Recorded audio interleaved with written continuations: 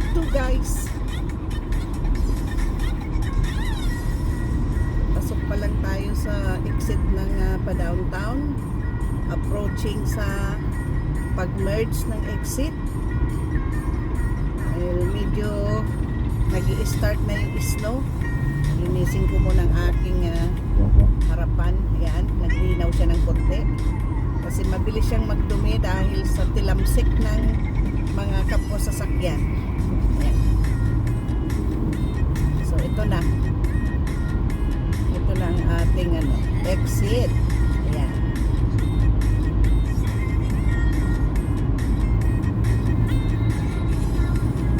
Medyo bubulis-bilis tayo ng konti. So ito na. Papasok na tayo sa exit ng Ilvisor going to Montreal Centreville downtown. Ayan. Hindi ako papasok din sa isang exit. Dito ako sa downtown. Ayan. Ito.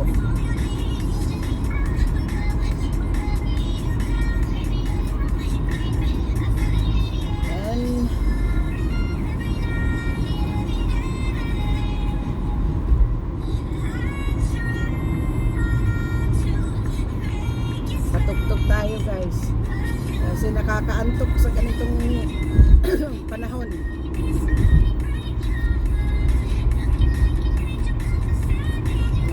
At least dito hindi masyado maluwag ang traffic ngayon.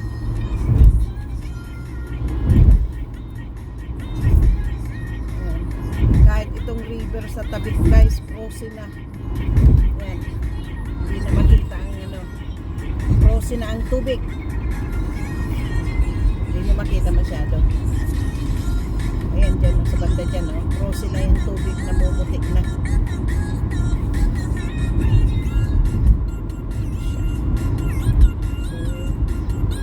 At least dito malinis na ang kalsada.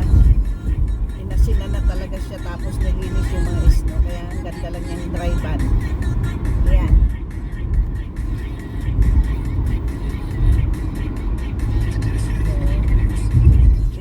Isang tulay na to, ito guys nga sabi ko isang tulay pa na pwedeng daanan ng Victoria Bridge. Kaya lang naman ito may oras na bukas, kaya siya tumanda. 100 plus years na tong tulay na to, kaya siya tumanda kasi nga schedule yan yung pagdaan ng mga sasakyan. Tulad nitong morning bukas siya hanggang I think hanggang 9 o'clock, 10 o'clock, and then sasara siya sa mga vehicle. And then magbubukas na naman siya ulit ng mga 3 o'clock yata yun. Mga 3 to 7 gano'n. And then sarado na naman siya. Ganyan lang.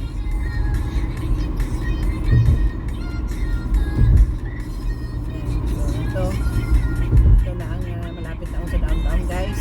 Kita nyo na yung mga building hindi masyado makita kasi nag-i-snow na. So parang siya natatakpan ng mga building ng mga alapaap na puti. Pero snow pino na naguhulog na. Yan siya. Ayan ang mga building niya. Kung kita niya, ayan nag-i-snow na sa downtown namumuti. Parang may mga usok na Oo nga, ito may usok dyan, pero nag-i-snow na siya pinong-pino guys. Kaya nakikita na yung mga putik na hindi na masinagan yung mga building. Kasi nag-i-snow ng pinong-pino.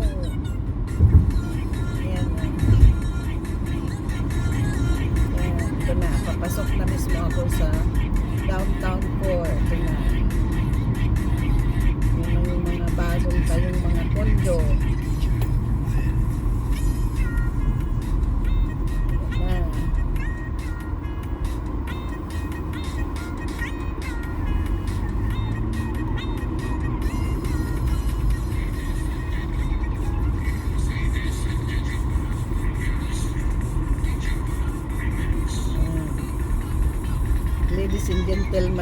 Ladies and gentlemen daw.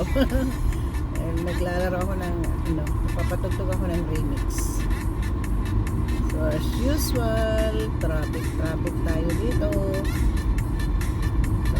Traffic sa yung exit papunta sa tunnel. Yan, mahaba ang traffic itong sa gilid ko guys. Exit niyan sa ilalim. Ang takbo niya sa ilalim ng sa ilalim ng city. Yan ang tunnel. Vilmarie. Ang ilalim ng city is tunnel. Yan yung kalsadang tinatakbunan. Ayan itong exit na yan. Ayan yung lumiko yung sasakyan yan. Papunta yan sa ilalim.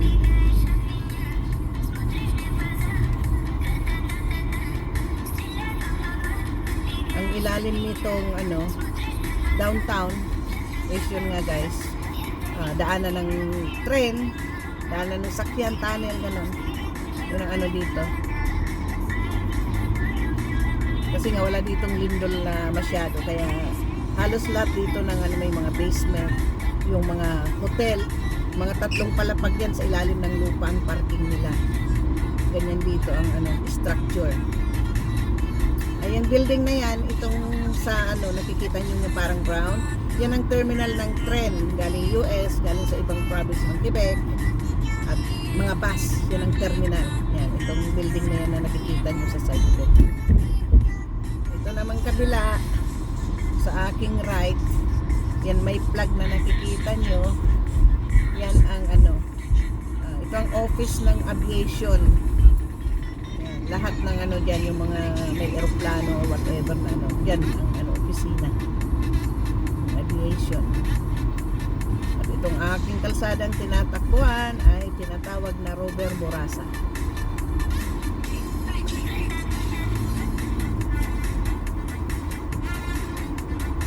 Ayan, 3 minutes to 8. Umuusok-usok ang mga tambutso. Umuusok ang mga tambutso dahil sa lamig.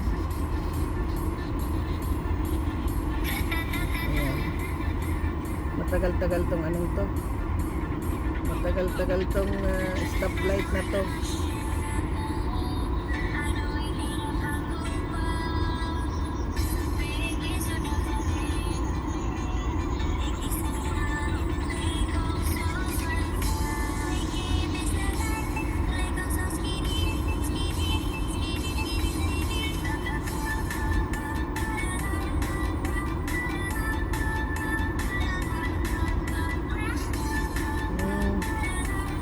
Ang tagal. 2 minutes ang hinto ng yung stoplight.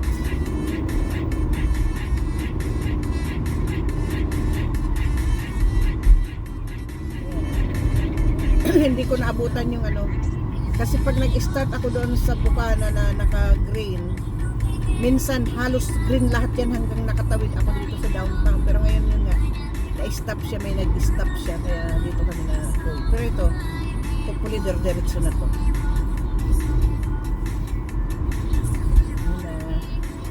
Ito ang dinadaanan ko araw-araw. Papasok sa trabaho. Downtown. Ito namang letter R na yan, Renaissance Hotel. Hotel yan.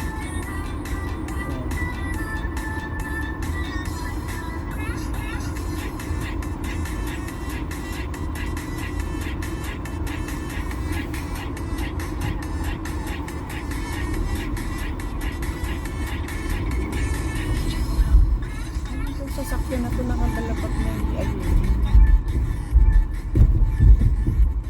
Ayan. Kung naririnig nyo yung lagabog na yan guys, yan ang butas ng kalsada na lubak dahil sa paglilinis nilang nag-i-strip ng snow na sisira ang kalsada. Kaya pag ganitong winter, maraming sasakyan na sisira yung mga ilalim, yung chassis ng sasakyan. Kasi bigla kang mahulog sa butas na malaki. Minsan puputok pa yung gulong. Mahirap dito guys. Pag araw okay lang kasi maiwasan mo siya. Pag gabi, tapos kung nag-i-snow, siyempre matabunan na, hindi mo na makita, namumuti. Mamaya mamalayan mo na lang, lagabog na yung sasakyan mo. Ayan, kaya ingat-ingat na lang. Ito nga daming butas. Walang maiwasan kasi magkakatabi ang butas. Yan. Lagabog ang aking gulong. Hirap pag ganito. At ito na, nasa school zone na ako guys. Left and right ano to ng McGill University. Ayan. Yan ang mga departments na ano dyan. Mga nagkaklase dyan. So, ito na tayo. Paakyat na tayo sa ano. Yung papunta tayo sa dulo nito is hospital na luma. Which is lumipat na sila sa Glenyard na malaki na. So ang hospital dito sa dulo yung dating Royal Vic at yung Neuro Hospital. Yung Neuro ang natira dito. Yung Royal Vic under renovation, so I don't know kung anong gagawin dyan. Baka gawing condo or what. Kasi napakalaki niya na hospital. So pakinabangan siguro ng government kung anong gagawin. So yan. O yung may balot na puting yan, yun ang dating hospital. Royal Vic na tinatawag. Ang sinasabi niya, pinapagawa pa rin ng McGill. 620 million invested for you. Yan ang sabi. McGill, ano siya.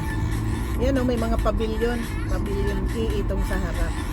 Park do Development Durable. Okay, so anuhan nila. Ay, ito, grabe ang butas. Ayan, ang lalim. Yan, yung iba, nilagyan ng sand, pinagpantakpan nila. Pinatspats nila, pero malalim pa rin. Ay, grabe. I hope you enjoying, guys, ng aking kwento habang na nalulubak-lubak ang aking sasakyan. Lumalag ang lagubog. Ayan, oh. So, parang andito na rin kayo sa, andito na rin kayo sa Montreal. Mag-joyride kayo, nakikita nyo yung aking dinadaanan. Isinishare ko lang naman, guys, para kahit paano. Parang kasama ko na rin kayo na nagta-travel. Kasi yun nga, araw-araw ko nagda-drive. So, anong oras na? 8:02. Umalis akong 7:34, 7:35. 25 minutes, 28 minutes na ako, guys. So abutin ako ng mga siguro 40 minutes hanggang trabaho. So, hindi malayo yung ko bahay sa trabaho. Pero kung walang traffic sa highway, mga malayo ng pinakamatagal kong drive, 15 minutes papunta sa trabaho. Pero na-try ko siya dati na summer na lahat go, walang stop akong halos green light yung napuntahan na daanan ko. Nabot lang akong 12 halos 13 minutes na rin. Pero mo yun, ang bilis. Pero pag ganito na may traffic, minsan inaabot ako, guys, ng 1 hour. Tapos pag nag-i-snow, nung last 2 weeks ago yata yun, inabot akong 2 hours bago ako nakarating sa trabaho. So, kaya biruin nyo yan. Diba? So, ganyan dito, guys. Kaya, di baling mahina, di baling mabagal. Basta, makarating tayo sa ating paparatingan, sa ating trabaho na safe and sound. Diba? So hanggang dito na lang, guys. Thank you ulit for watching. See you in my next video. Please don't forget to subscribe. Bye and God bless.